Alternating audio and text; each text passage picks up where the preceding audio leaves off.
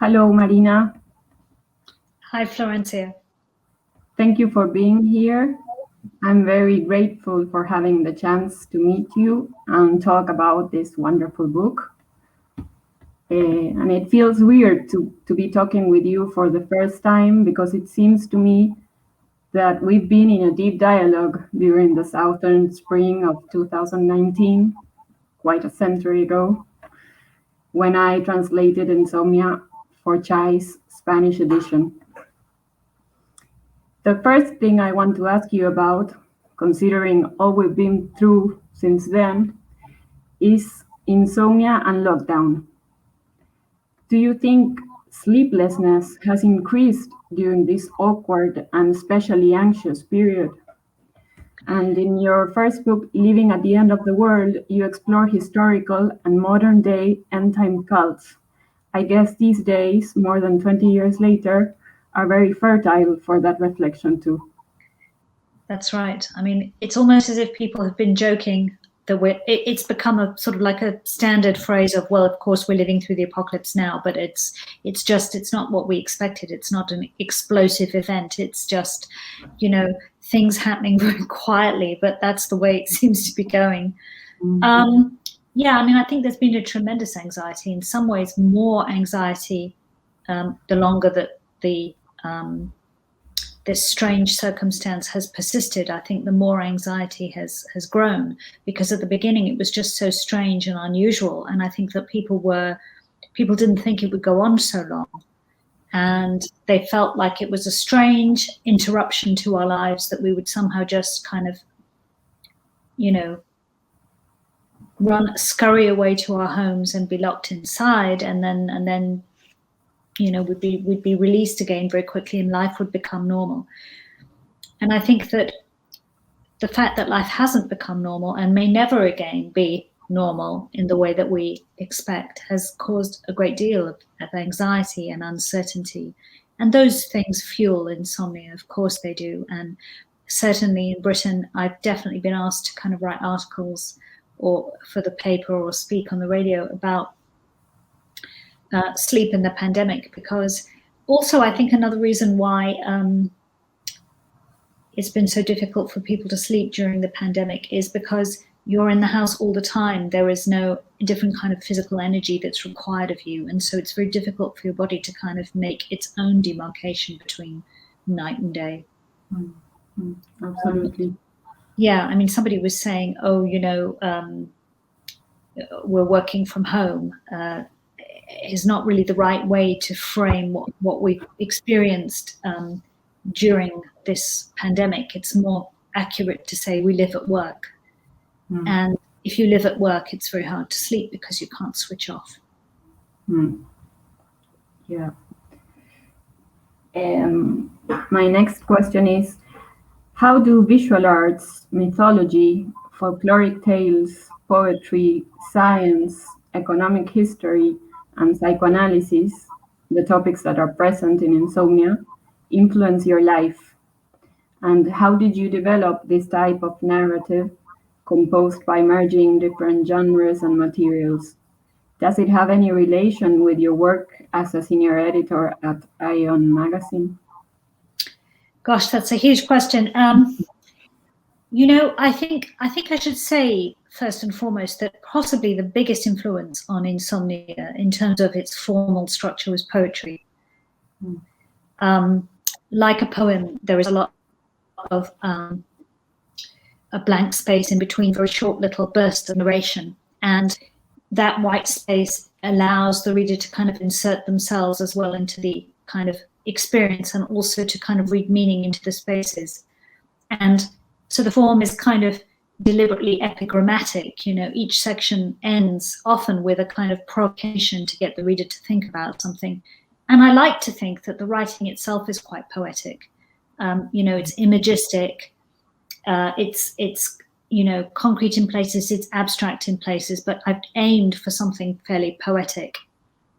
And to the extent that I brought in philosophy and mythology, and to a lesser degree perhaps science, but also visual arts, very much present in the book, is that I really wanted to kind of probe sleeplessness in a way that was not medical.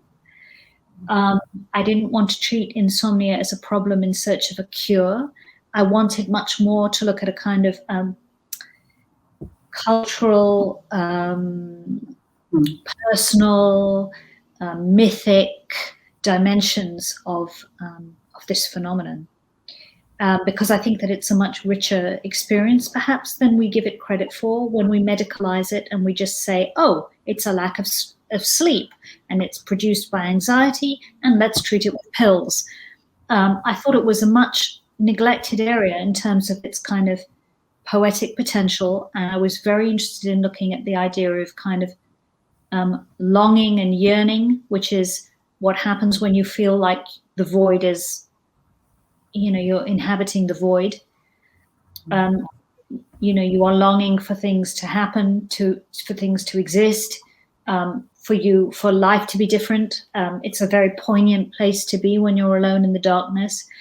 And so I think insomnia, and also the other phenomenon, of course, is you can't switch your brain off. So I really approached insomnia from 2 points of view, as a phenomenon of excess thinking, but also a phenomenon of excess longing.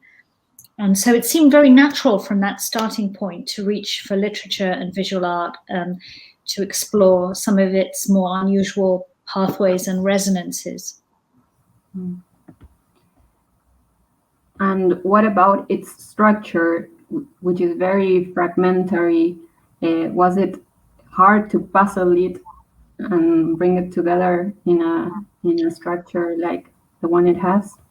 I'm not sure whether I'm supposed to say it was extremely difficult, but actually, funnily enough, I wrote it in what I saw as narrative chunks. And actually, one of my readers said to me, which I liked the sound of, they said it was like a sleep wave. With the sleep wave has different phases. And so the book has different phases and it progresses in these narrative chunks. So in my mind, it was quite clear that the setup was to introduce people to this kind of highly enervated state. And it was very personal. But I was also setting up themes in that of not being being awake alone, but not being alone in the bedroom, in the sense that, I have this sleep partner who I refer to as Zzz, and to set up a contrast between the person who's sleeping and the person who's awake. It's not true that most of us sleep alone. A lot of people sleep with others. We are social creatures. We share beds with people. Usually it's a very intimate thing to share a bed with somebody, but when you're awake and they're asleep, there is like a chasm between you because you inhabit different worlds. And it gives the lie to this idea that insomnia is a lack, because actually you feel intensely present and you feel that the presence of the other person is intensely lacking. So insomnia has a lot of flips like that between light and dark and presence and absence. So the first phase really sets up that theme. And then I think I was very interested in looking at the idea of the island and enchanted sleep, and there's that second phase. And then I come to a more, I suppose, psychoanalytic approach where I'm looking at kind of, what insomnia might mean in terms of what the brain is doing. But again, I think you can be quite poetic about that, especially when you are accessing what the unconscious is doing.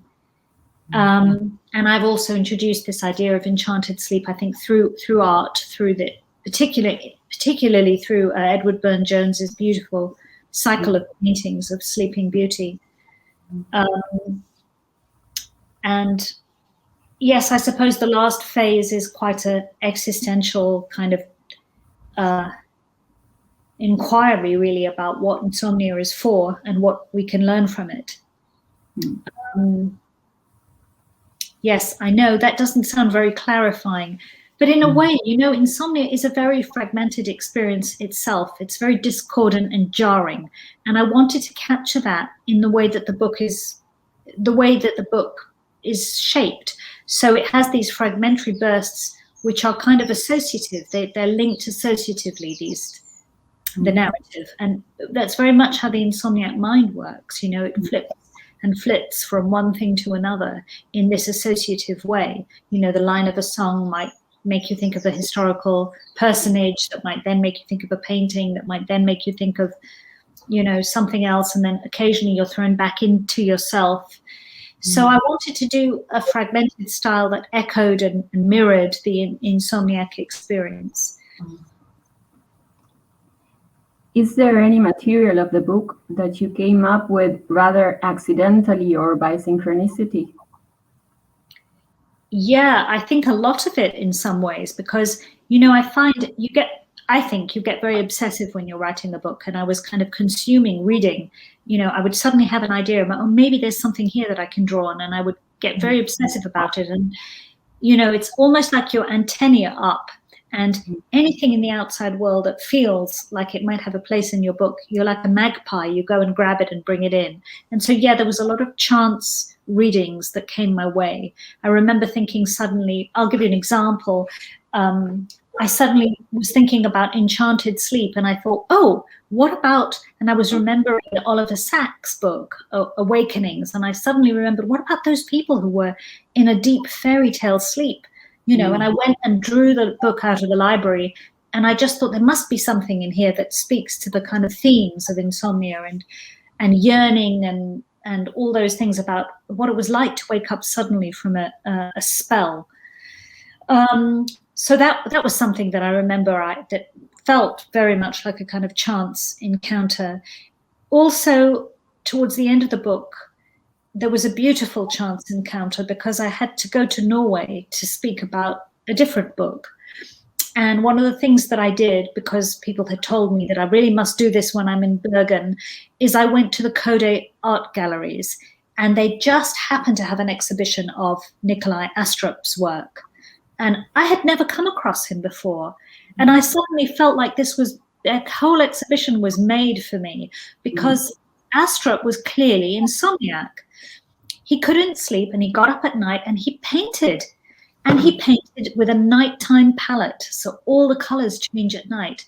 And so suddenly I found myself, while I was writing Insomnia, but there to talk about a different book, I suddenly thought I must bring this into the book somehow. You know, this crepuscular palette that he has made from, he suffered terribly with asthma, and he couldn't sleep at night. He'd sit in a chair and he'd fall asleep, and every time his head fell to his chest, he'd wake up gasping for air. So he would go outside prowling the countryside and painting it at night.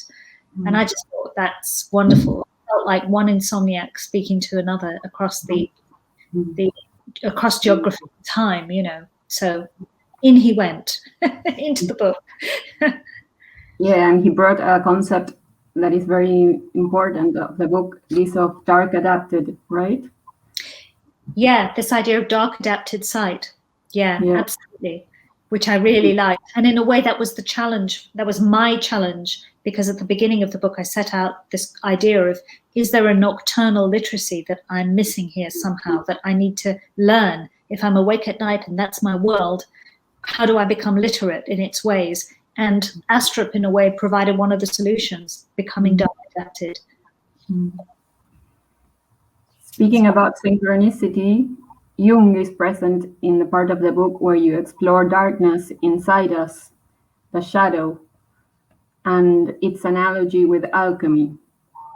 Do you agree with Bachelard on the relationship between outer immensity and inner intensity? Do you think the cosmic aspect of the night that insomniacs are aware of can be a possible way to get through to the unknown within us too, the dark night of the soul? Florencia, I'm so happy that you picked up on that, because I really deliberately put in this cosmicity. There is a cosmic element. There's a lot of kind of looking at the stars and thinking about the universe, and the reason I put it in is I think that sometimes that longing that I was talking about that you experience in insomnia is cosmic in its dimensions. It's that hunger for the small speck of human being to kind of commune with the cosmos, and something about the silencing of everything else at night, so that the rest of the world stops and only you are awake, like a beacon of consciousness. And I think your mind is drawn towards the heavens. So there are lots of places in the book where this cosmic element breaks through. And, you know, Bachelard says beautiful things in The Poetics of Space about how there is a correlation, as you put it, between an inner intensity and an outer immensity. And I think you feel that very keenly in Insomnia. I also anchored it actually to, as you know, because you translated the book, to my mother's experience of sleeping under the stars at night in Iraq when it was too hot to sleep indoors. They took their mattresses outside, and I'm saying how wonderful, you know, to have the stars for your ceiling, this lovely canopy of stars to go to sleep beneath. Yeah. So and I think on it slightly perhaps. We look at, you're right, the darkness within is something that the sky, maybe the dark sky reflects back at us. And that darkness within is something that, yes, psychoanalysis has a great deal to talk about. And what I like about Jung is unafraid of it. And Jung wants us to embrace that shadow side of us and not to be fearful of that darkness. And in Bachelardian terms, of course, you know, in The Poetics of Space, he talks about the house, and for him, the sky is the cosmic part, is the kind of the aspirational part of humanity. We reach for the sky when we want to be the best thing that we are. And the darkness is the basement, it's the house where all the ghouls live, in the cellar, the place we don't want to go, the things we're too scared to visit. And so, yeah, all those ideas were teeming when I was thinking about, you know, all the nightmarish aspects of the dark night as well. The dark night and the dark soul and how they meet. That's my favorite part of the book. Your work shows you have a deep interest in midlife. I think this hasn't been a topic very explored in literature. Do you think so? Can you think of any reason why?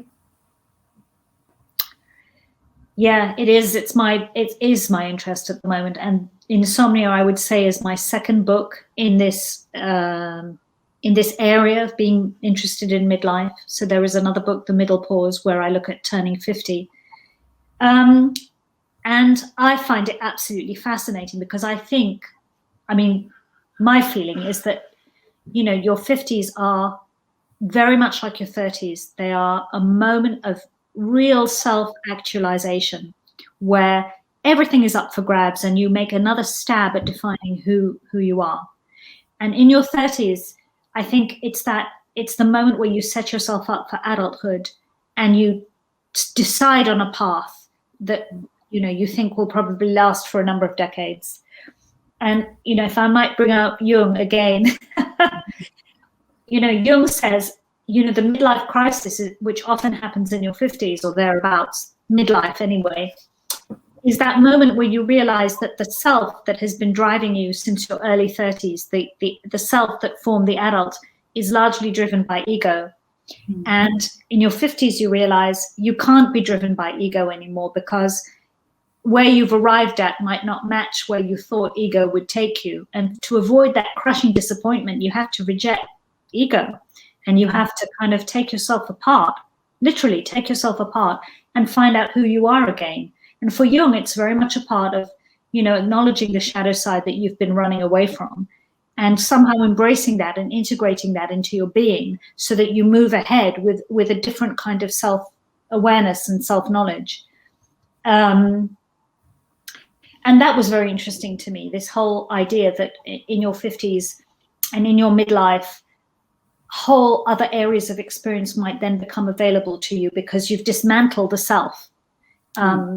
And so there's maybe what I would call a liminal period when you can see where I'm going here, because I think in Insomnia, you are in a liminal space as well. Being awake at night is not where you're meant to be. It's a trespass. And so you're in this kind of unmoored place of darkness and uncertainty. And midlife is like that too. And I think it's a very provocative and powerful place to be.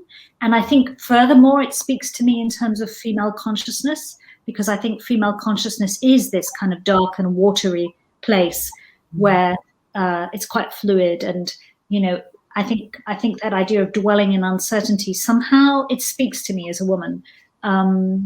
So yes, I find it a very fertile area to write about. And I mean, there's not many women in midlife who feature in novels that I can think of. Mrs. Dalloway, maybe the characters in Anita Bruckner's novel. I'd be very interested to know in Spanish literature whether women in midlife feature. If they do, they often feature as sad, lonely, sort of women who haven't been, who either have feel like the best part of their lives has passed them by, or they're desperately lonely, or they've failed in some way as humans. So there aren't many, I suppose, dynamic portrayals of women in midlife. Not that I'm necessarily after that, because I kind of gravitate towards the lonely, uncertain, sad, melancholic. That appeals to me as a writer, and I think I'm at home in elegy as a form. Mm. Speaking about midlife, I read an interesting suggestion on your website. You say, in recent years, my work has been fueled by a desire to explore midlife and its particular, sometimes unsettling, sometimes transformative energies. 2 books into this project, I find I'm sorely tempted to aim for a trilogy. Can you give us any hint of where this temptation is heading? Yeah, I mean, I can. It's so I am at work on a new book, and it's a kind of it's also a memoir, and it's a book of essays. And again, I'm exploring kind of female identity, and I'm trying to write about very everyday things, but give them a kind of a bit of a sting in the tail. So writing about cleaning your house, I'm writing about domestic work, and I'm writing about childhood, and I'm writing about marriage. So I'm writing about kind of really essays that go from the beginning of life to the end, and I'm trying to find ways of connecting my personal experience to broader themes that will hopefully resonate with others. So yeah, it's fairly early stages. I'm thinking of calling the book Sex Work. Oh, very interesting title. Okay. Maybe I think it is not a topic which is very explored in literature, because it's kind of taboo, this part of life where something about our cycle and sexuality changes, and it hasn't had a lot of space to develop this theme and to speak about it. So I'm glad you do. Thank you. The last one might be, you do an analogy in the book, a parallel between sleep and love, as for they both need require trust, and also between collage and love. Can we extend this analogy to the task of writing, which also requires trust and implies an expansion, but also a task of cutting and folding and curating the work? Yeah, that's so nicely put, Florencia. Thank you for asking that question. Yeah, I mean, I think I'm very romantic, really, at heart, and I think that the theme of love and sleep and intimacy are very much, and longing are very much woven into this book. And I do think, in the end, I went for this idea of collage because I wanted to. It goes back to this way of linking the unconscious and creativity into the way that I think perhaps we operate when we write and think and sleep and dream and love. We don't follow narrative patterns, I think, very smoothly. There's a lot of kind of discord and breakage and collage-like, but when the pieces of the mosaic come together, something very beautiful can arise. And I think something like, the integrity of a dream or the beauty of a piece of a painting feels like lots of different elements kind of coming together to sing. And, I think you know, I think writing at its best can be like that, that when you, or rather when you feel that it's working at its best, or you're right inside of it and it's all working as it should, which are very rare moments, I must say, in the life of a writer, because mostly for me anyway, it feels like I'm sort of, you know, slicing my flesh open and spilling blood. But most, when it comes together in those moments of magic, it does feel like, you know, disparate elements uniting into this kind of whole. And there are various images in the book Insomnio that I can't help myself, that I keep coming back to those images. Like when I thought about, you know, how sometimes, you know, your brain awake at night feels like data streaming, and, you know, maybe you lie awake at night and you imagine all these other insomniacs lying at night, and each one is a stream of data, and all these streams of data are emanating from the houses like some sci-fi movie, and some amazing arc of light reaching up to the heavens. You know, it sounds completely mad, but I think there's something about that, you know, untapped creative human energy that kind of excites me. Yeah. I know I've answered your question in a really bizarre way. I feel like I haven't answered it really very directly, but there is something about writing that is, when it is going well, that is like nothing else in the world in a way, except maybe love. Well, thank you very much. It's been a pleasure for me to have this opportunity. Thank you, Florencia, for asking such wonderful questions. You really got to the heart of some of the things that I'm trying to do with the book. Thank you. Thank you.